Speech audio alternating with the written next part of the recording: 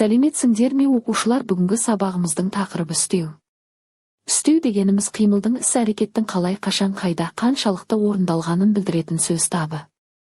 Яғни, үстеу етістікті, сын есімді басқа үстеуді толықтырып, оның сынын, мөлшерін, мезгілін, орнын анықтайды. Мысалы, ол бүгін келді.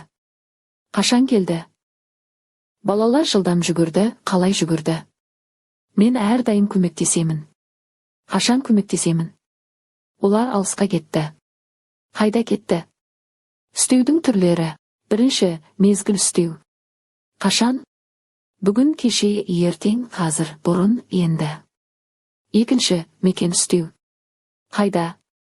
Алдыға, артта, жоғары, төмен, әрі, бері. Үшінші, сын қимыл үстеу. Қалай? Жылдам, баяу, әдейі, ақырын, тез. Төртінші, мөлшер үстеу. Қаншалықты? Өте, тым, сәл, азда, аса.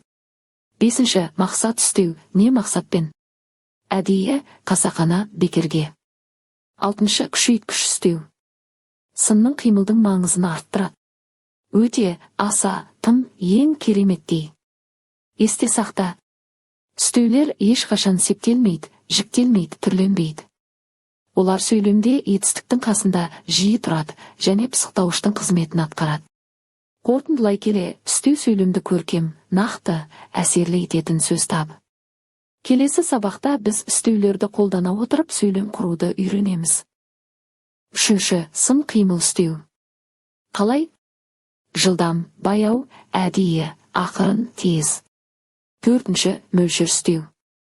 Қаншалықты? Өте, тым, сәл, азда, аса. Бесінші, мақсат үстеу. Не мақсатпен? Әдейі, қасақана, бекерге. Алтыншы, күшейткіш үстеу. Сынның, қимылдың маңызын арттырады. Өте, аса, тым, ең кереметтей. Есте сақта. Үстеулер ешқашан септелмейді, жіктелмейді, түрленбейді. Олар сөйлемде етістіктің қасында жиі тұрады және пысықтауыштың қызметін атқарады. Қорытындылай келе, үстеу сөйлемді көркем, нақты, әсерлі ететін сөз табы. Келесі сабақта біз үстеулерді қолдана отырып сөйлем құруды үйренеміз. Және пысықтауыштың қызметін атқарады. Қорытындылай келе, үстеу сөйлемді көркем, нақты, әсерлі ететін сөз табы. Келесі сабақта біз үстеулерді қолдана отырып сөйлем құруды үйренеміз.